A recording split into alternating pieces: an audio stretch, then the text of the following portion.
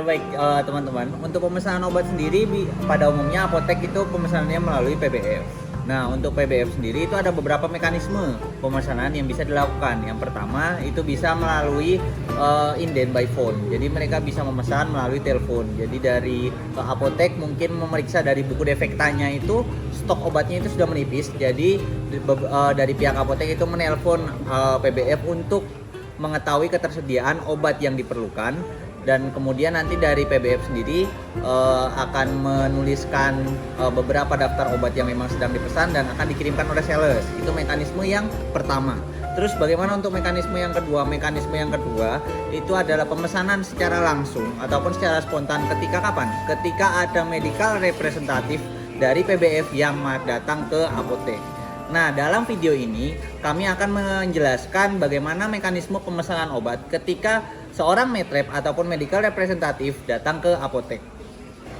Without any further ado, check it out, check it out.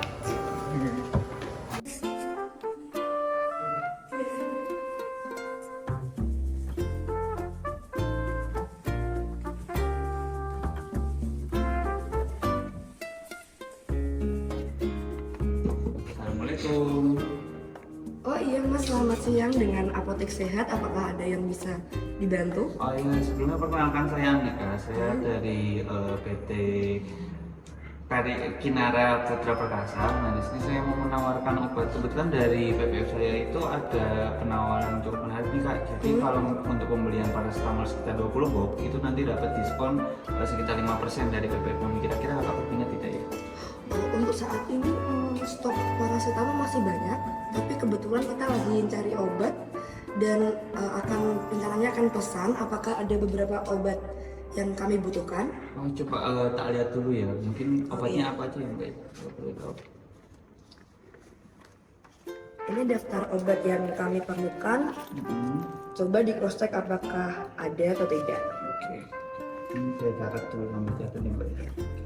Untuk obat Dextem Plus tablet, Dextem Plus, kemudian obat Gravacor tablet, Akita, Alofor 300 tablet, 300 ya, Removar tablet, Removal, Tramoval, Wiros, Vitazin tablet, Vitazin. dan Collagen. Oh iya Mbak, ini untuk obatnya kebetulan semuanya ada nih, mungkin stoknya di PBF. Kira-kira butuhnya berapa ya Mbak? Untuk yang Dextec Plus tablet 20 box, yang lainnya 10 box saja. Oke baik, nanti saya coba sampaikan ke admin supaya nanti bisa segera dibuatkan faktur. Nanti kalau misalnya barangnya sudah datang, mungkin dari Mbaknya bisa segera dibuatkan surat pesanan. Gitu ya, Mbak? Baik. Ini ada diskonnya nggak sih Mas? Diskon itu kelihatannya masih belum ada, cuma nanti saya coba tanyakan ke bagian marketing untuk tahu lebih lanjut gitu ya. Iya, oke, ini pesan banyak masa nggak ada diskonnya. Ya baik Mbak, saya coba usahakan ya Mbak. Terima kasih ya Mbak.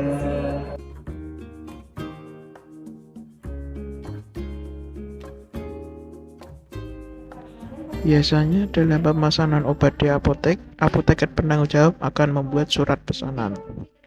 Untuk surat pesanan sendiri memiliki berbagai macam jenis. Pada segmen berikutnya akan dijelaskan bermacam-macam surat pesanan apotek. Oke, ini yang pertama ada surat pesanan narkotika. Untuk surat pesanan narkotika sendiri itu adalah surat yang khusus digunakan untuk memesan obat-obatan golongan narkotika. Yang pertama harus ada itu tentu saja dari identitasnya. Identitas ini identitas mana? Ini adalah identitas apotek dan juga nama apotekernya atau nama APJ, atau biasa kita lebih kenal lagi dengan yang namanya apa, apoteker penanggung jawab apotek.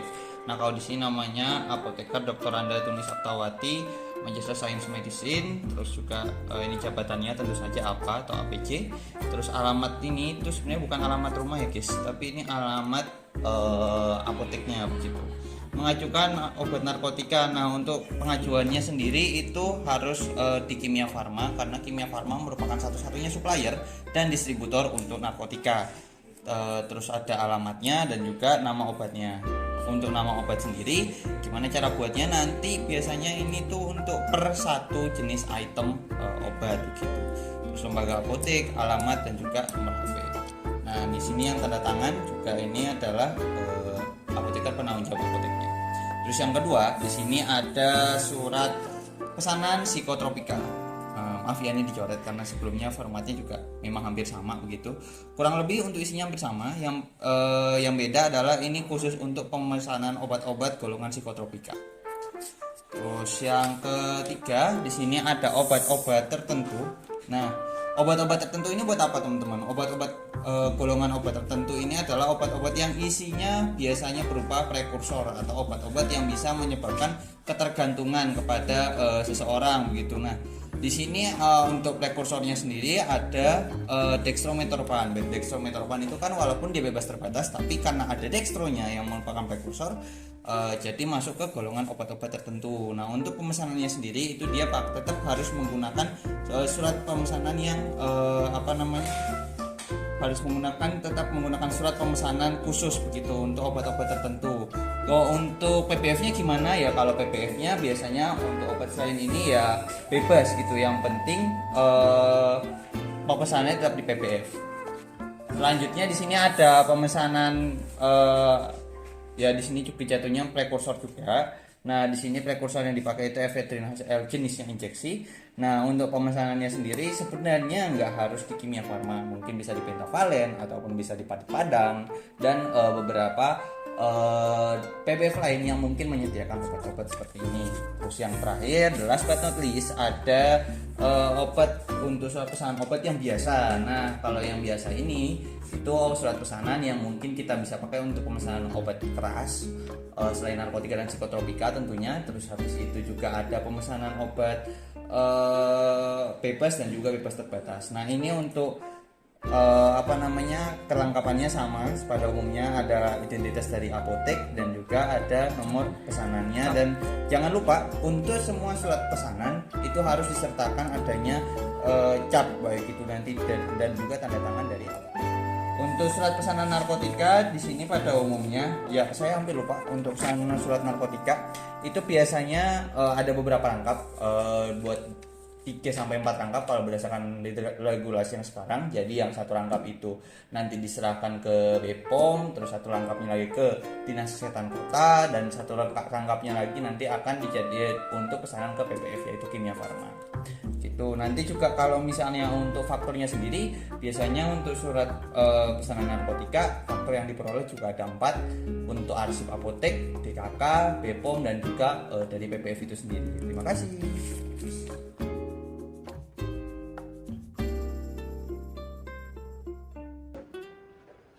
Mas, ini kebetulan surat pesanannya sudah kami buat.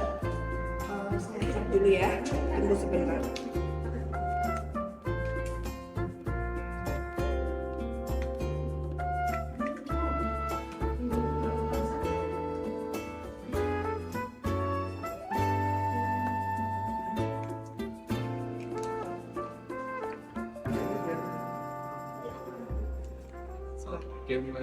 Ini surat pesanan saya bawa ya, ini segera saya kirimkan untuk pertemuan. Terima kasih. Baik, terima kasih. Guys, Halo, selamat siang. Iya, selamat siang dengan Apotek Sehat. Apakah ada yang bisa dibantu? Perkenalkan saya Steven dari PBF PT Kinaria Putra Perkasa ingin mengirimkan obat-obat yang sudah dipesan di. Oh ya. Baik, ini untuk fakturnya bisa dilihat lebih dahulu. Saya akan ambil. Oh baik.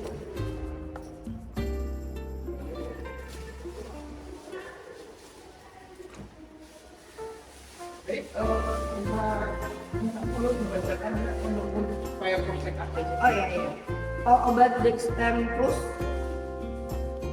Ya, Gravaclor. Akita. Alovar 300. Rimavar. Tramoval. Viros. Vitazin tablet. Dan kolagin. Baik, obatnya udah betul semua ya, Mbak? Iya betul. Udah lengkap semua. Terima kasih. Baik, untuk saya tanda terimanya deh. Oke oke.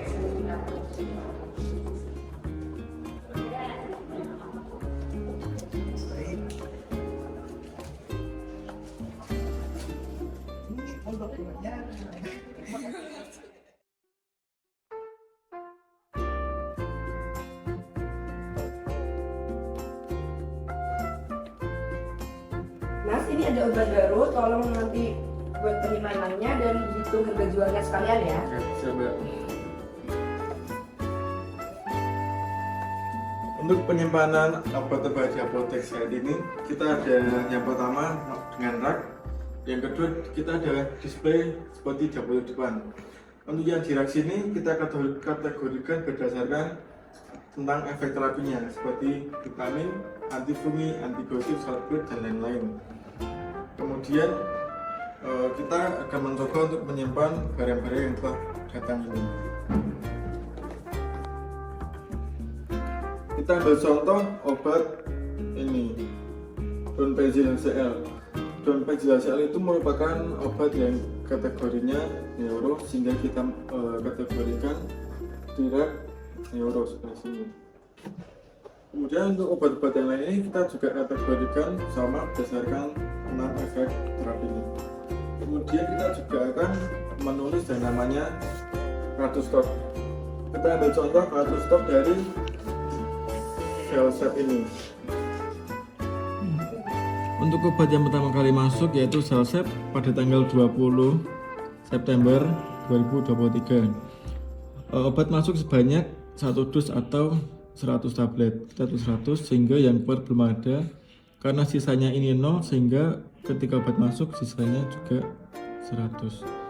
Expiry date-nya masih pada tanggal Januari 2025. Tidak lupa kita menambahkan untuk metode penyimpanannya, yaitu kita menggunakan metode FIFO atau first in first out. Kenapa kita menggunakan metode FIFO? Karena bisa dilihat stok obat yang di sini itu tergolong sedikit, sehingga jika kita menggunakan metode FIFO dinilai akan lebih efisien karena stok obatnya tidak banyak, sehingga perputaran obat yang terjadi juga lebih cepat. Terima kasih.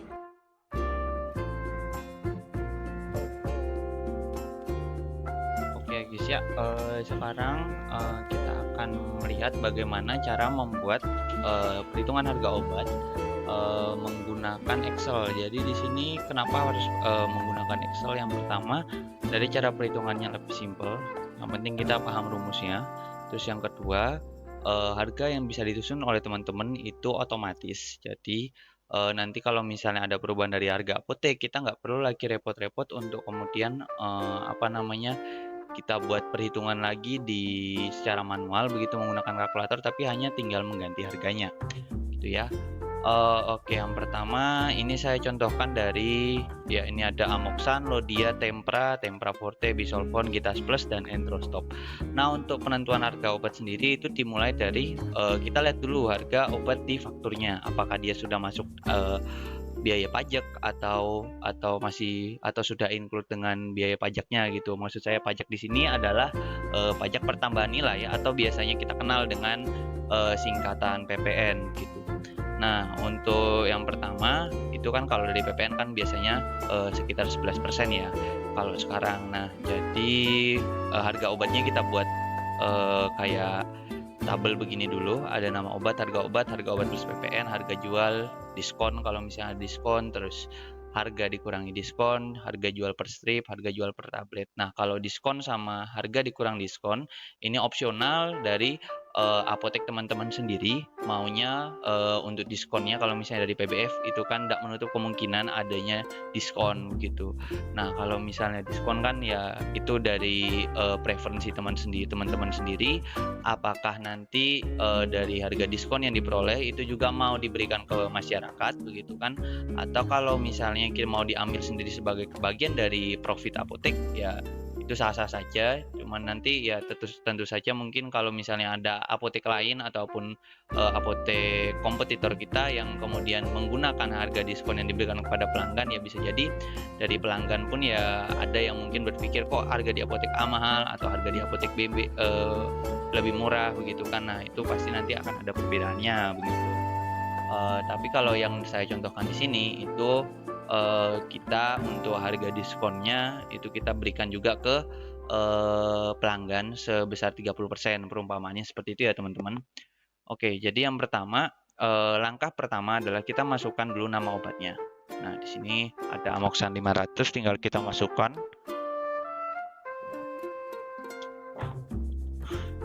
Amoxan 500 mg. Terus habis itu nanti harga yang ada di faktur itu kita masukkan juga ke dalam. Begitu seterusnya, ada Lodia, Tempra, Tempra Forte, dan lain-lain. Nah, setelah itu karena di sini kondisinya faktur itu belum ada ketentuan, maksudnya masih belum include PPN, jadi otomatis harus kita kalikan dulu dengan PPN. Gimana cara mengalikan dengan PPN?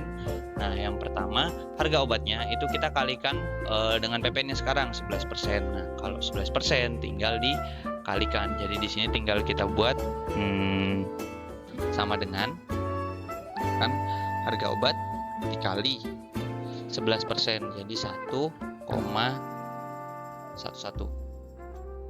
Ya. Nah, kenapa di sini saya lebih baik mengalihkan dengan 1,11? Karena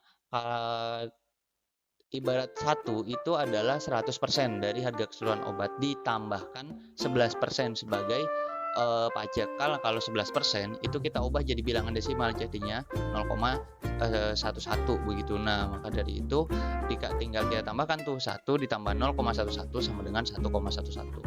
Nah, untuk seterusnya karena di sini harga obat sudah diisi semua, jadi tinggal kita klik 2 kali nih. Biasanya dari tanda plus yang seperti ini dia akan berubah jadi seperti ini, dan kita klik 2 kali. Nah, udah berubah. Nah, kemudian harga jual. Gimana cara menentukan harga jual? Harga jual adalah harga obat plus PPN kita kalikan lagi sama profit yang mau kita dapatkan dari apotek gitu ya. Kita mau ngambil tuslahnya begitu. Nah, tuslahnya dari apotek kan biasanya masing-masing ada yang mungkin ngambilnya cuma 10% ataupun 5% ataupun ya 25%, itu tergantung ke apotek selama tidak melebihi dari harga eceran tertinggi atau biasa kita kenal dengan HET. Nah, kalau di sini simulasi apoteknya itu mengambil keuntungan sebesar 25%. Jadi cara mengerjakannya tinggal yang pertama kita masukkan sama dengan, terus kita pilih harga obat plus PPN-nya. Nah, kita kalikan 1,25.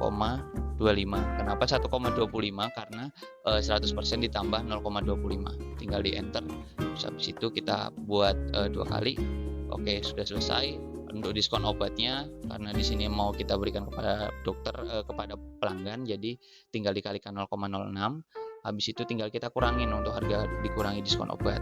Setelah itu harga jual per strip itu kita tinggal sesuaikan dengan isi dalam satu box. Biasanya ada yang 10 strip, 6 strip, ataupun 3 strip. Nah, tinggal dibagi. Nah, kalau di sini konsepnya 10 strip, maka harga dikurangi diskon itu tinggal kita bagi 10. Terus untuk harga jual per tabletnya, karena satu strip umumnya berisi 10 tablet begitu, jadi dari harga jual per strip kita bagi 10. Tapi nanti berbeda untuk kondisi obat lain. Nah, kayak contohnya Entrostop. Entrostop di sini kan sediaannya juga rata-rata tablet nih. Tapi karena memang biasanya dijual dalam bentuk strip, jadi untuk harganya kita batasi sampai harga jual per strip. Begitu teman-teman, terima kasih.